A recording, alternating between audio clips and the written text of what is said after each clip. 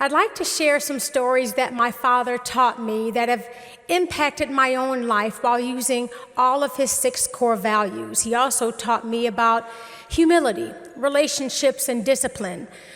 All of these characteristics were important to my dad because of his belief that life is a test from our Creator and that everything we do in life should all connect to a higher human purpose. What I'd like to focus on today, however, is the power of his example in connecting to others, finding that common bond that we all have in our shared humanity, and by sharing some real-life stories with you. Show you how he was able to connect with people everywhere, regardless of any barrier that tries to divide us. I believe my father's greatest achievement in life was to inspire generations of people all over the globe to strive to be great and do great things. He was the unforgettable, dynamic boxer who transcended the sport, that used his platform to help causes near and dear to his heart. He became a civil rights activist, a human rights activist, Parkinson's disease advocate, humanitarian. He was a father, a brother, a husband, and ambassador of peace. The reason my father had such an ability to inspire so many people is because people felt he loved them as much as they loved him. And he did. When you think about Muhammad Ali and think about what made him special, it wasn't his prowess in the boxing ring, it wasn't his good looks, his charm or wit, although all those things didn't hurt. He was so pretty. Yeah, he was. And he said it every day. Yeah, he reminded us. It wasn't even his fight for civil rights and equality for all Americans. But what made him so special was his ability to connect to every single person he met, be it friend or foe and everyone in between. His connection to people led him on numerous journeys to places all over the globe, some near, some far, and all these diverse places, Daddy had the ability to connect with every person he met. And with each one, he left a little bit of himself behind through the small and large acts of service he performed. Now, Daddy called these good deeds, which he insisted we all must do every single day. It was not unusual for people to cross the street and dodge traffic, jump fences, elude security, camp outside our hotel, or run up to him in an airport concourse. The brilliance of it was, for that moment in time, just for a second, he was all yours. And he made you feel like that too. In focus, attention, and the power of his spirit, he lived in that moment as much as you did. My father always spoke up for the oppressed and embraced everyone despite our diverse backgrounds, race, and cultures that may divide us. He felt we should unite for one cause and find truth and peace together.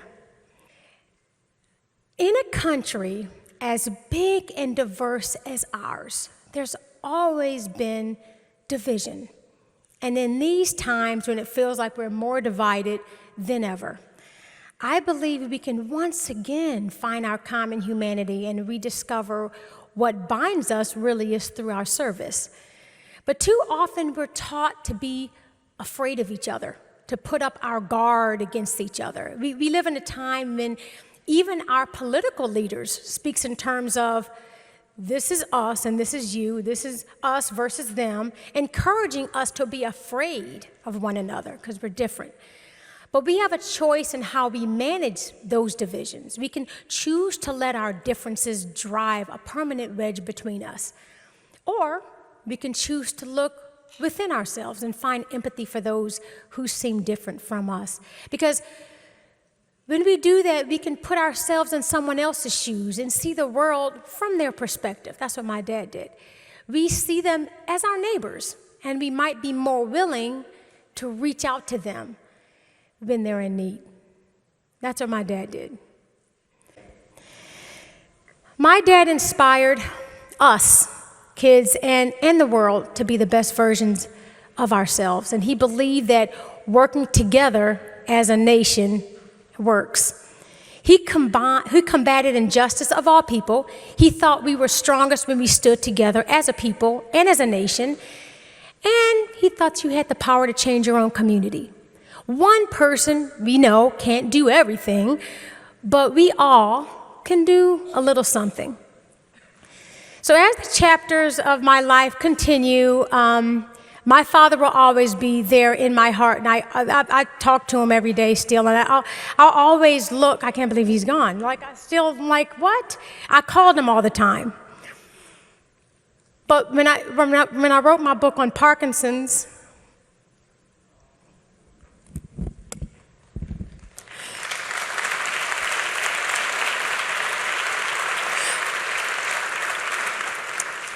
when I was in the hotel practicing, that didn't happen. So I'm just saying. I wrote a book on Parkinson's, and not only help my kids communicate with their poppy, but it helped them grow into just beautiful, kind, compassionate people. So my husband and my boys, Biagio and Nico, regularly donate our time and provide food and hygienic products, we call them survivor kits, to the underprivileged and homeless community in my hometown of Las Vegas, and at the Las Vegas Rescue Mission and the Catholic charities that we go to. I encourage all of you also to give back to your communities, whether it's a homeless shelter, a mosque, your local church, or community food bank. There's no better feeling than this, what my dad gave me. I will forever be grateful that God has blessed me to share my life with my beautiful father. Remember, me, we, us. Thank you for the opportunity for me to share my personal stories with you. One more story. Okay, so Daddy wants to go to this fight in Las Vegas, right? That's where I live. So he saw that Mosley was going to fight. And so he went to Lonnie's sister, Marilyn, was like, I want to go to Vegas. And so Marilyn called. I'm like, yeah, come on, y'all, come on. So anyway, so they're like, we're going to come to the fight. I'm like, fine. I said, I'm not going to go to the fight, but Daddy, I'll meet you at the MGM afterwards. So after the fight, then no problem. So Daddy's at the fight. His eyes are this big. I mean, he is so excited. Like, he's in his element. He's like, that's his passion. Like, he's so after the fight, we go to the hotel or whatever, and then Lonnie and the kids and Bob, and they all go downstairs. And so I'm in the room with Daddy, just us. So I'm like, oh, this is nice. Just me and my father. You guys don't know. I share him with all you guys, and it's like, you guys move for a second. I just want to be with him, just us. So I had those just us alone moments. I was like, Daddy, oh my gosh, so what'd you think of the fight? Was it exciting? And he didn't say anything. And I was like, oh, okay, well, sometimes it could be Parkinson's. I'm like, I get it. It's fine. I'm reading about it. I get it. I'm not going to be offended if you ignore me. It's fine. He didn't say nothing. But he was thinking. It wasn't Parkinson's. He was thinking. I said, so did you like the fight, right? Like, didn't you have fun? And he's looking down. I'm like, Daddy? And he goes, I think I'm going to make a comeback.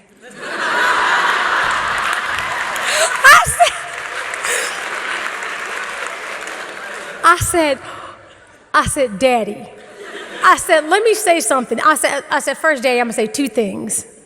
I said, first, if anyone could pull that off, it would be you. That's one. And the second, if you did that, Daddy, you won't even shock the world once. You'll shock the world twice, Daddy. That's how much he believed in himself. Parkinson's or not, he really believed that Parkinson's didn't define who he was. He was like, this is who I am. And he teaches me every day to believe in myself. And I'm telling you, it's a struggle for me. It's not as easy, but he really, really helped me to see past, whatever's going on in your surrounding. It doesn't matter. It's just noise. But if you really, it's all in here. And that's why he was so great. And when he said he was going to make a comeback, and then he was like, I'm just messing with you. But that's how he felt about himself. So thank you guys so much for this honor.